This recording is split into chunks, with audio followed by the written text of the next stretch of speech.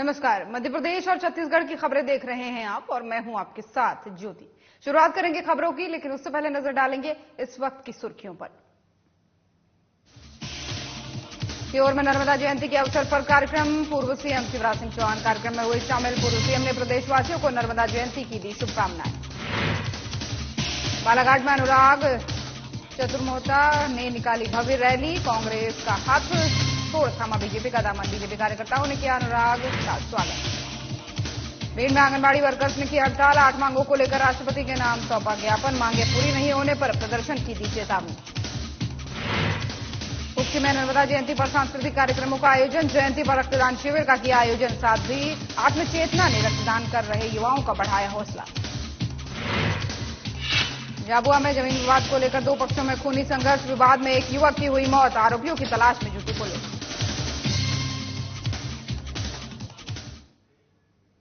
चलिए शुरुआत करेंगे खबरों की। सीहोर में नर्मदा जयंती के अवसर पर जैत में आयोजित कार्यक्रम में पूर्व मुख्यमंत्री शिवराज सिंह चौहान शामिल हुए। वहीं पूर्व सीएम ने नर्मदा घाट पर मां नर्मदा की पूजा अर्चना की और प्रदेशवासियों को नर्मदा जयंती की शुभकामनाएं भी दी।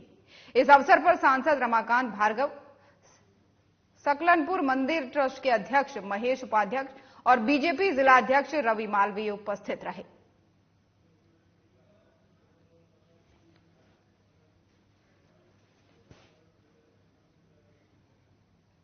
और अब खबर बालाघाट से है, जहां बालाघाट के होटल गुलमोहर से पूर्व कांग्रेसी अनुराग चतुर्मोहता ने अपना दमखम दिखाते हुए हजारों लोगों की भीड़ के साथ भव्य रैली निकाली, जो होटल गुलमोहर से हनुमान चौक के बाद से मेन रोड होते हुए बीजेपी कार्यालय में पहुंची।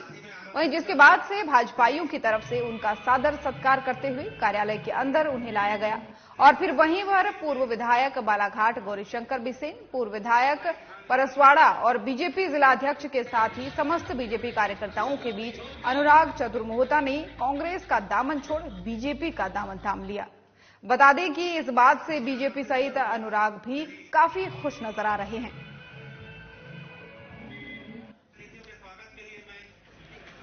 इस कार्यालय में उपस्थित परम श्रद्धेय जिला भाजपा के अध्यक्ष आदरणीय रामकिशोर नानू कांवरे जी,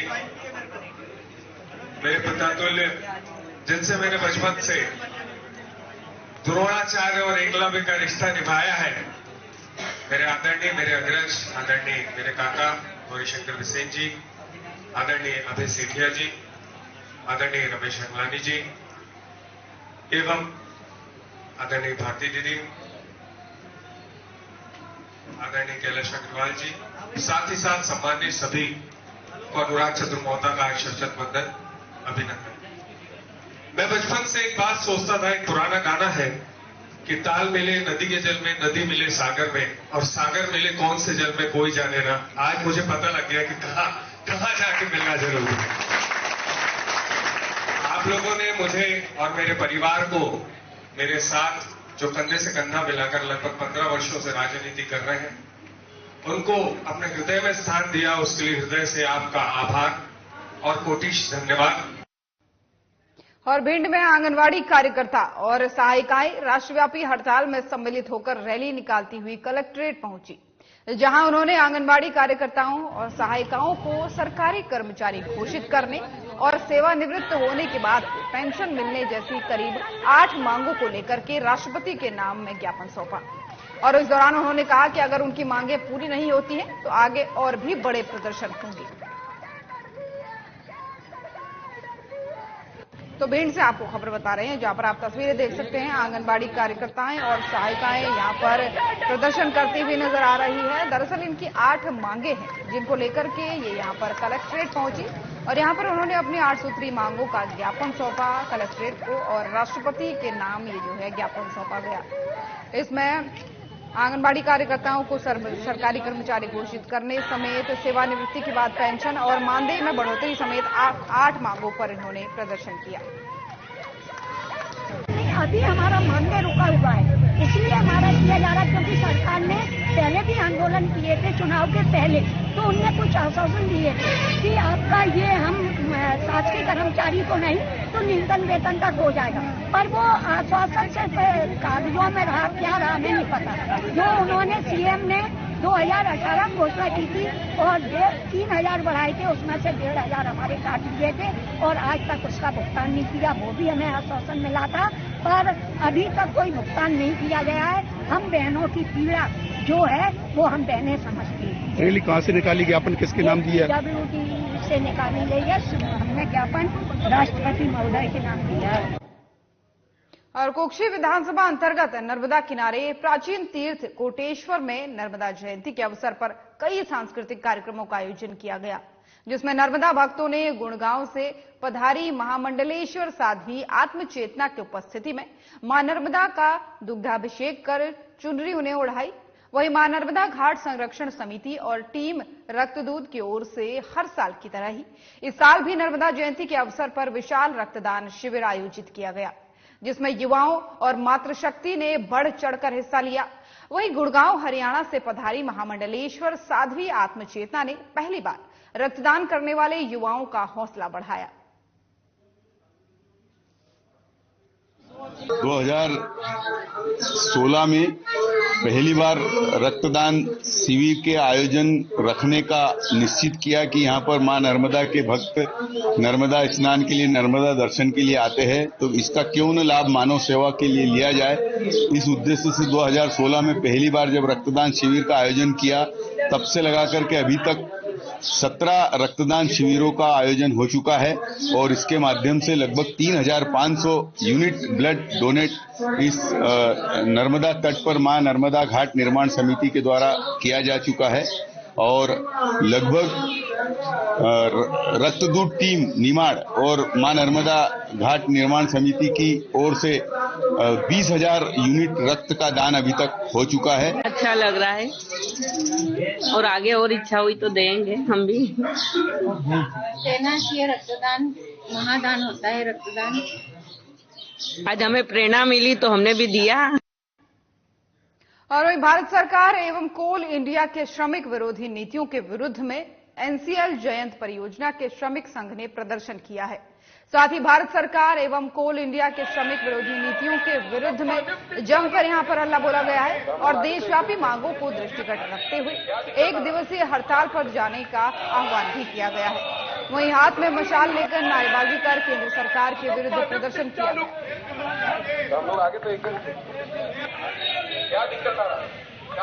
हड़ताल की मुख्य वजह है पूरे देश में जो मोदी सरकार है, जो गरीब है और गरीब होते जा रहे हैं, लगातार महंगाई बढ़ती जा रही है, मजदूरों को ठगा जा रहा है, मजदूरों की जो सुविधाएं थी वो लगातार कटौती हो रही है। खास तौर से जो कोल इंडिया का मजदूर है वह लगातार सुविधाओं से वंचित होता जा रहा है, जिसको लेकर के हम लोग आज हड़ताल पे, कल 1 दिवसीय हड़ताल पे जा रहे हैं। संयुक्त मोर्चा जिसमें BMS को छोड़ के बाकी सारी यूनियनें इंटक, एटक, HMS और C2 संयुक्त रूप से मोर्चा बना करके कल 1 दिवसीय हड़ताल में जा रहे हैं। ये कब तक चलेगी? फिलहाल तो 1 दिवसीय हड़ताल है। यदि यह गूंगी बहरी सरकार नहीं मानी, प्रबंधन नहीं माना, तो हमारे उच्च नेता बात करके अनिश्चितकालीन हड़ताल की भी घोषणा कर सकते हैं। जैसा आदेश होगा हम लोग उसका पालन करेंगे। देखिए, हमारे पूर्व सहयोगियों ने आपको बताया कि वर्तमान में जो देश की स्थिति है वो बहुत ही जर्जर हुई है। वर्तमान में जो देश के शासन की व्यवस्था है, चाहे वो किसान हो, चाहे वो बेरोजगार युवा हो, चाहे हमारे कोल कर्मी हो, सभी को जहाँ है त्रस्त है। हमारा चूंकि कोल इंडस्ट्री से हम जुड़े हुए हैं, हमारे कई वर्षों से इनकम नियुक्ति बंद है, कई वर्षों से जो हम राशि बंद है, हमारी कई वर्षों से हमारे जो समझौते हैं लंबित है। प्रमुख मांगे हमारे तत्वाधान में राष्ट्रव्यापी 10 राष्ट्रीय ट्रेड यूनियनें भारत सरकार की अहंकारी नीतियों, मजदूर विरोधी, किसान विरोधी, देश विरोधी इसकी जो नीति है, उसके चलते देश धरातल में नहीं रसातल में जा रहा है। इसलिए हम सब किसान, मजदूर और बेरोजगार और जितने भी पब्लिक सेक्टर के कर्मचारी हैं, इनकी नीतियों से खफा होकर के अपने देश को, उद्योग को और श्रमिकों को बचाने के लिए आज 1 दिवसीय हड़ताल, कल 16 तारीख को अद्वितीय हड़ताल होगी, ताकि सरकार को, जो बहरी गूंगी सरकार है, वो समझ सके कि मजदूरों में, किसानों की ताकत को अगर अनदेखा करेगी, जिसके परिणाम विनाशकारी होंगे देश के लिए, उद्योग। और वही भारतीय जनता पार्टी की तरफ से भिलाई स्थित बैकुंठ धाम अंबेडकर भवन में नारी शक्ति वंदन और महिला स्वयं सहायता समूह एनजीओ के टीमों का सम्मान समारोह कार्यक्रम आयोजित किया गया, जहां पर उत्कृष्ट कार्य और मोदी की गारंटी के तहत महतारी वंदन योजना को घर घर महिलाओं के पास लाभ पहुंचाने में अहम भूमिका निभाने वाली सभी माताओं और बहनों को सम्मानित भी किया गया। वहीं कार्यक्रम में सैकड़ों की तादाद में महिलाएं उपस्थित रहीं और साथ ही विशेष अतिथि के रूप में दुर्ग जिला सांसद विजय बघेल भी मौजूद रहे।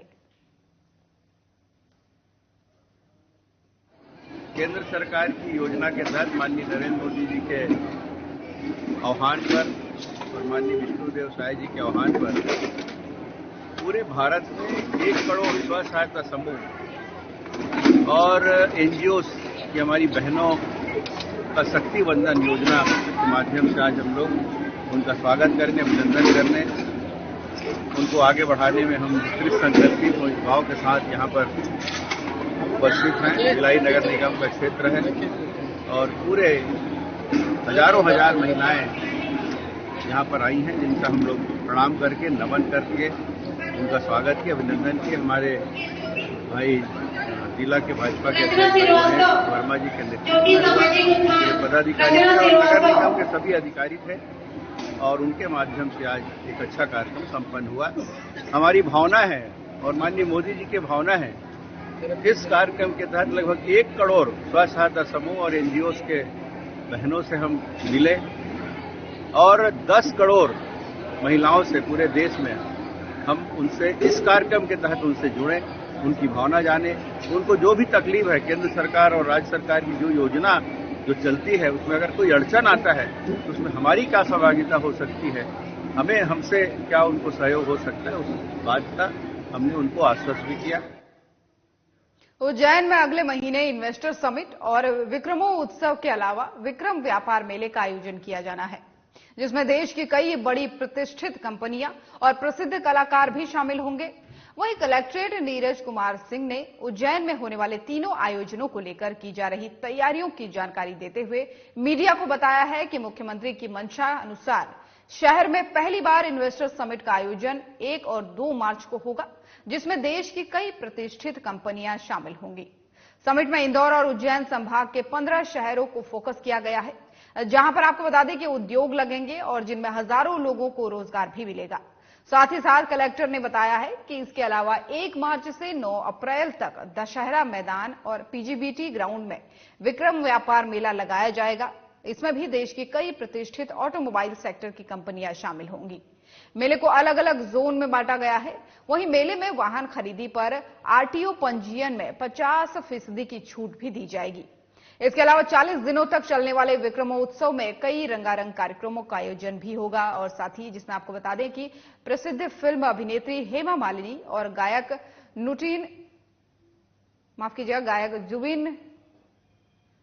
जुबिन जोबियाल प्रस्तुति देंगे।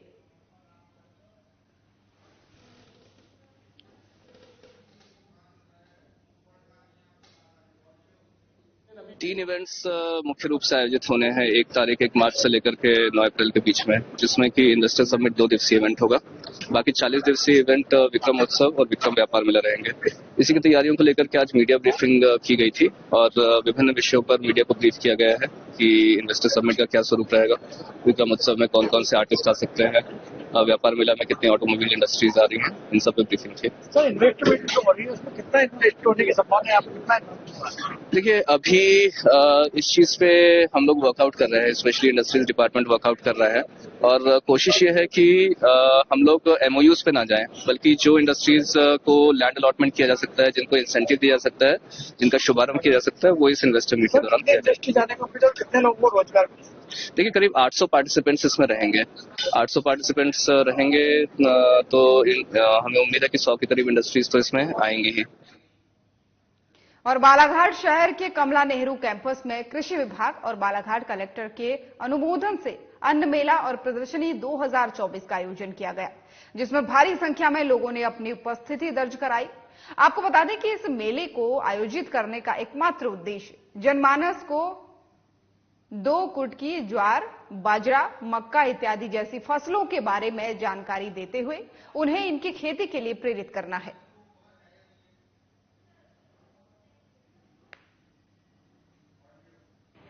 आज का जो श्री अन्न मेला सह प्रदर्शनी जो कृषि विभाग जिला प्रशासन की कलेक्टर साहब के मार्गदर्शन में जो लगाई जा रही है, इसमें हमारा मुख्य उद्देश्य है जो जिले में मिलेट्स क्रॉप, रागी, कोदो, कुटकी, ज्वार, बाजरा इनके उत्पादन को बढ़ाने के साथ साथ इसके जो प्रोडक्ट बनते हैं उनका प्रदर्शन करना, ताकि किसान या जो भी हमारा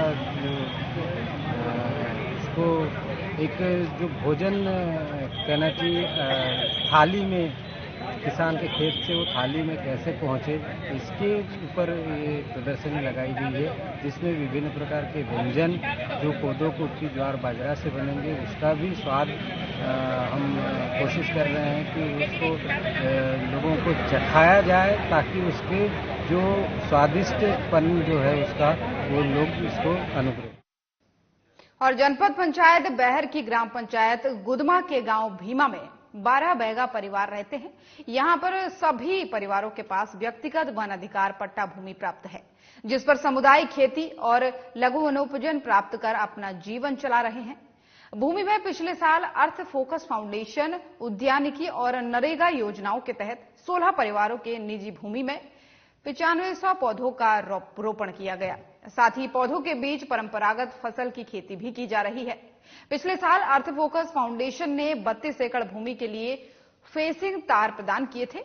अर्थ फोकस फाउंडेशन ने 84 एकड़ के लिए फेंसिंग तार दिए थे और वहीं लकड़ी का पोल किसानों की तरफ से लगाया गया था। लेकिन एक ही साल में दीमक से फेंसिंग खराब हो गई, जिसके मजबूत उपचारित बांस अथवा सीमेंट पोल की व्यवस्था कराने संबंधित ज्ञापन सीईओ जिला पंचायत बालाघाट को दिया गया है। वहीं सीईओ की ओर से नियमानुसार कार्रवाई किए जाने का आश्वासन भी दिया गया है।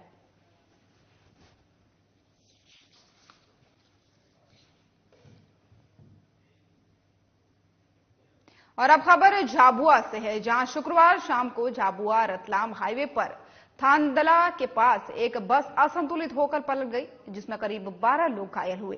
3 लोग गंभीर रूप से घायल इसमें बताए जा रहे हैं। वहीं घटना की सूचना मिलते ही थांदला पुलिस घटनास्थल पर पहुंची और घायलों को थांदला हॉस्पिटल लेकर गई।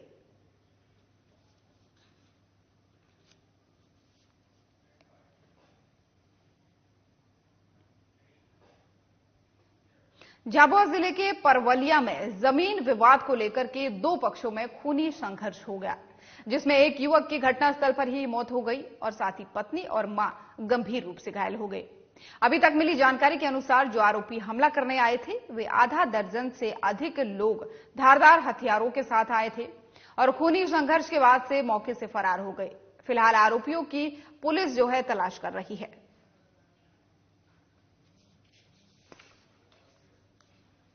कैसी लड़ाई थी जमीन में, हमारा खाता में जमीन थी, हमारे गांव अगला था, हम गांव काटना गया था, वो एक झाड़ को आदर करने लिए काटता तो या ते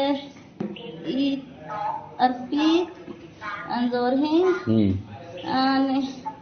अर्पी की फोन कर बोला या जयू ने फिर આવી ગયા ना परिवार सब આવી ગયા या तेवा मारा कुटी तो क्यों काटी रहा झाड़ ने क्यों करी रहा या हमारी जमीन है इनकी, लेकिन तुम्हारी जमीन मारे खाता में है, तुम मन केम करो एम करीने बोला सारा थियो આવી પડ્યા દે કરાણા હમેશ દે દો એક મુંદર વઈ ગંગોટી થઈ પડી ગયા લી મંડ્યા દે ફોણી વઈ વઈ તા ठोड़ मारियो मारी सासू भी ना काटी दी। ग्राम परवलिया में जो है 2 परिवार के बीच में जमीनी विवाद को लेकर के जो है एक दूसरे के साथ मारपीट हुई है, जिसमें जो नाहतिया है उसकी मौके पर मृत्यु हो गई थी और उसकी मां हीराबाई और उसकी पत्नी जो है घायल हैं, जिनको अस्पताल में भर्ती कराया गया है। मामले में अपराध पंजीबद्ध कर लिया गया है और आरोपियों की तलाश की आरोपियों की अभी तलाश की जा रही है और जल्दी ही उनकी गिरफ्तारी हो जाएगी। इसमें धारा 302 आईपीसी के अंतर्गत प्रकरण पंजीबद्ध। और अब खबर गुना से है, जहां पर पुलिस अधीक्षक संजीव कुमार के दिशा निर्देशन में अवैध गतिविधियों में संलिप्त माफियाओं पर निरंतर कार्रवाई की जा रही है। इसी कड़ी में गुना एसडीपीओ विवेक अस्थाना के मार्गदर्शन में उमरदा में अवैध शराब की सूचना पर पुलिस ने कार्रवाई करते हुए शराब के साथ आरोपी को गिरफ्तार किया है। साथ ही मौके से 500 लीटर लाहन को भी नष्ट किया गया है।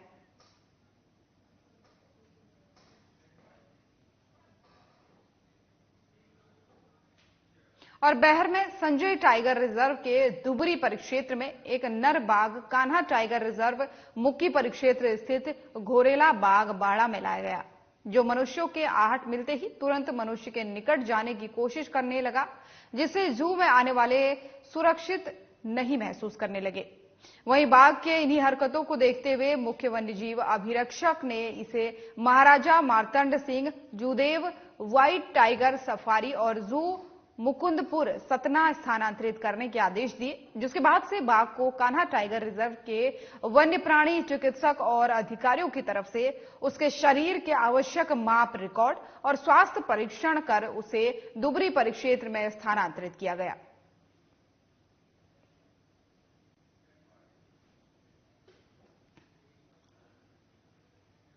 और भिंड में खाना बनाते समय सिलेंडर में ब्लास्ट हो गया। वहीं घर गृहस्थी का लाखों का सामान इस हादसे में जलकर खाक हो गया। अभी तक मिली जानकारी के अनुसार घर में बच्ची खाना बना रही थी और घरवाले बाहर गए हुए थे।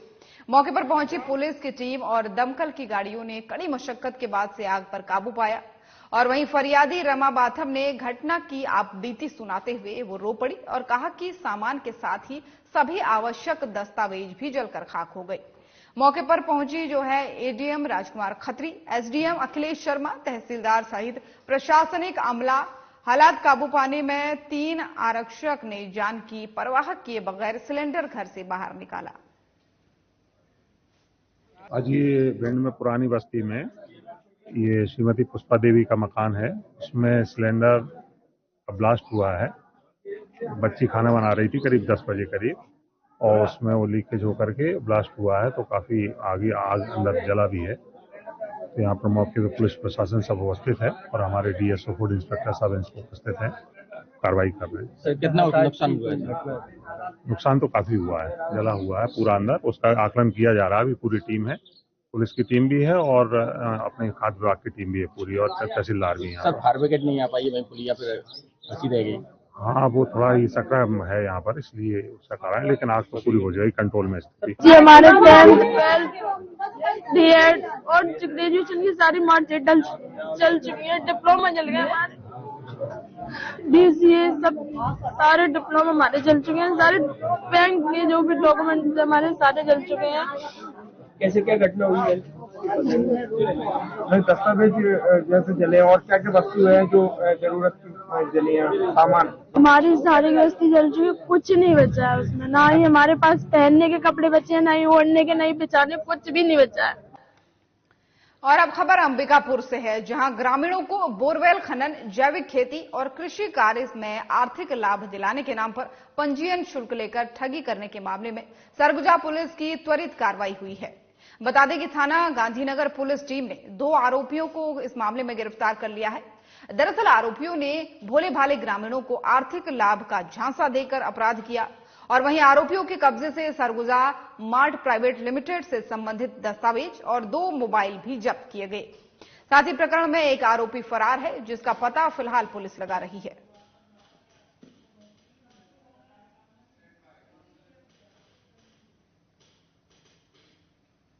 मोहन बड़ोदिया में आबकारी विभाग ने कार्रवाई करते हुए 65 लीटर हाथ भट्टी मदिरा और लगभग 12,000 किलोग्राम गुड़ और महुआ जब्त किया है।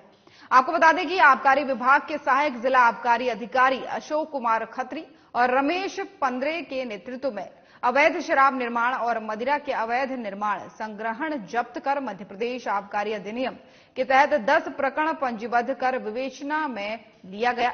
समस्त कार्रवाई में आबकारी उप निरीक्षक मीनाक्षी बोरदिया, महेंद्र सिंह परमार समेत कई अधिकारी मौजूद रहे।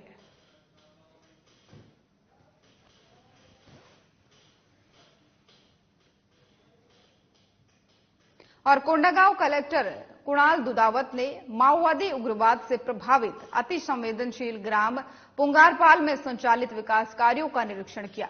उन्होंने इस दौरान जल जीवन मिशन के तहत संचालित कार्यों का निरीक्षण करते हुए टंकी निर्माण के कार्य को शीघ्र पूर्ण करने और मार्च महीने तक हर घर में नल के माध्यम से पानी पहुंचाने के निर्देश दिए। साथ ही उन्होंने यहां प्राथमिक शाला और आंगनबाड़ी केंद्र का निरीक्षण भी किया। उन्होंने प्राथमिक शाला भवन की मरम्मत के निर्देश ग्रामीण अभियांत्रिकी सेवा के कार्यपालन अधिकारी को दिए और इसी के साथ ही आपको बता दें कि उन्होंने आंगनबाड़ी केंद्र के निरीक्षण के दौरान भवन की साज सज्जा करने के भी निर्देश दिए। वहीं बच्चों को दिए जाने वाले गर्म भोजन का अवलोकन भी किया गया।